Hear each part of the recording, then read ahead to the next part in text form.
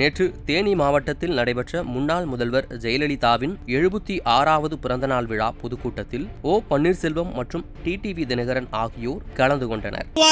அதற்காக நாம் அயராது உழைத்திடுவோம் என்பதை இந்த நேரத்திலே நாம் வீர சபதமாக எடுத்துக்கொண்டு அடுத்தபடியாக வருகை தந்திருக்கக்கூடிய அனைவரையும் வரவேற்கக்கூடிய வகையில் தேனி வடக்கு மாவட்ட கழக செயலாளர் அண்ணன் வி காசிமாயன் அவர்கள் இப்பொழுது உரையாற்றுவார்கள்.